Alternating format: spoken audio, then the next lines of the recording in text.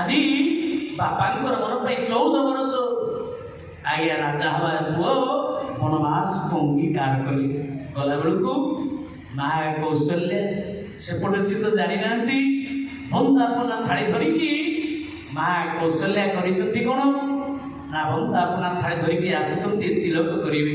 ଭଗବାନ ଏପଟେ ଯାଉଛନ୍ତି ମାଙ୍କୁ କେମିତି କହିବି, କୋଉ ଦୁଃଖରେ କହିବି, କ'ଣ ବଚନ କହିବି, ବନବାସ କଥାଟା କେମିତି ପରିପ୍ରକାଶ କରି ମା ହୃଦୟ ତ ସରଳ ହୃଦୟ ତ ସଜନ ମା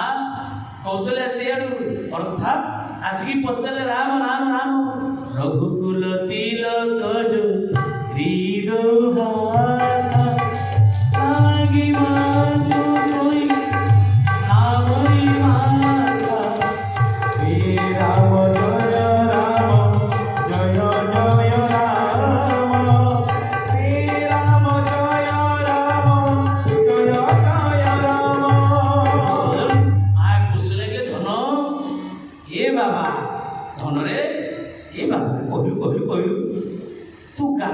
ସ୍ନାନ ଶୌଚ ହେଇନି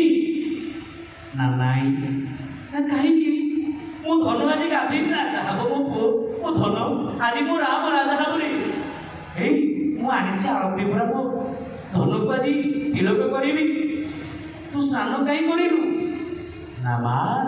ମୁଁ ରାଜା ହେବି ଯେ କେମିତି କୋଉ ଶବ୍ଦକୁ ପ୍ରୟୋଗ କରିବି ମାଙ୍କୁ ଭଗବାନ ସେଦିନ ବାଉଳା ହେଇଗଲେ ମା ମୁଁ ରାଜା ହେବି ସିନା କିନ୍ତୁ ଅବଧରେ ନାଉ ଅବଧ ରାଜା ନାହିଁ ନା କୋଉଠି ନା ତାପ ଦିନେ ମୋଇ କାନନ ରାଜ ଜହସ ଭାତି ମୋର ବଡ଼ କାଜ ମୋ ବାବା ମୋତେ ଜଙ୍ଗଲରେ ରାଜା କରିଛନ୍ତି। ମା କୌଶଲ୍ୟାଙ୍କ ହାତରୁ ଏହି ବନ୍ଦାପନା ଥାଳି ଖସି ପଡ଼ିଲା ଆଳତି ଥାଳି। ମା ଗୋଟିଏ ଶବ୍ଦରେ ଜାଣିପାରିଲେ କୌଶଲ୍ୟା ରାମଙ୍କର କାନକୁ ଧରିଲେ କହିଲେ ଛୁଆରେ हे पुओ तू माँ को मामू घर कथा कहूचु हे बाबा तो बाबा तोते बनवास देइचंती तू मते लुचेइकरी मिछ कहूचु ना नाई ना चुप कहो कि मते जवाब दे ये बनवास काई केला इडे बड़ जन रात्रि अमावास्या को की भोगी देला इडे बड़ सुंदर सुख को की दुख रे परिणत कर देला कहीं जन्म लेखुरी को राहु लेखी हे गला जवाब दिए बाबरे ना मारू तबे तो सब जानी जो ना मते जवाब दिए धनरे तो बापा जदि वनवास नहीं मु तोर माँ तबे कहूँ तू जा ना कहीं जड़े बापा ठार मार अधिकार 10 गुण अधिक एरा जदि तो माँ सहित बापा का सहित विमाता कर निर्देश अच्छी तो माँ ते जन्म करी कहूँ हे राम आखि बुझिकी तू वनवास चली जाए कहीं ना जड़े माँ ठार विमातार उपदेश 10 गुण अधिक हितदायक भगवान को आज माँ मोर मूर्छा चली गली राम भगवान गार आलिंगन करिचंती माँ मोर पड़त कांदरे पोछिले अरे राम ये दिव्य मुखमंडल बुढ़ी दिने गोटे छुआ को प्रसव करथिले भगवान को केते दियो देवता वृंदावती पाखु भगवान विष्णु को पूजा करथिली बच्ची थिला पर्यंत तो मोहटा को देखी जाते बापा माँ प्रत्येक बापा माँ राम गोटे इच्छा थाए कौन जानी जो दिन बुढ़ा बुढ़ी हो जो सन्तान को जन्म करते से सन्तान को टे सबुदिन पाखे आखि परी देखा ये राम ये विधाता बड़ कपाल बड़ एड़े बड़ दुख लिखिदे ये बुढ़ा बुढ़ी बयस तो बापा माँ तत्ते आम देखिपारे ये राम तू वनवास को जीव वनवास आखिरी अर्थ जानी जो छुआटा मोर संक्रमण मोर मार्बल पाद दे चली पारे पड़ जाए से ही छुआटा मोर ये कंटा बड़ जंगल पहाड़ पर्वत कठोर घात केमती पाद दे चली पार हे विधाता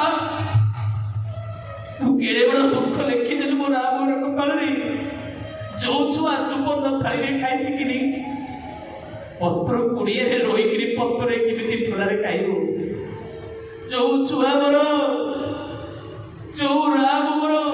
गजदंत पलक निद लगे आज भी गीत दीपद न शुणिले जो छुआटा शोई शिखिनी सी पत्र कुड़िया पत्र बिछण केमी शोब खाई सारा पर जी हाथ धोई शिखिनी मुह पोछि जानी आज भी माँ कौशल्या मुद्दा मुहटा को पोछि दे से छुआ केमिति बनवास करिबो हे विधाता मो राम कपाळे काईकि लेखिलु मो राम केमिति कोउठी रहिबो को जगह रे मो राम राजा राम केमिति रहिबो मो राम कोउठी रहिबो मो राजा राम केमिति बनवास करिबो हे विधाता केउ नाही जाने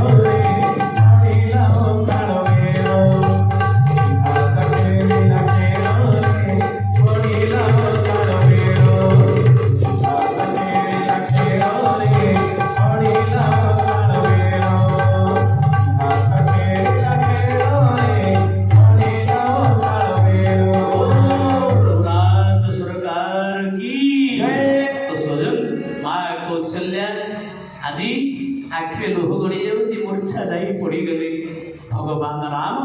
अनेक बुझेले माँ ये जगत रे अर्थात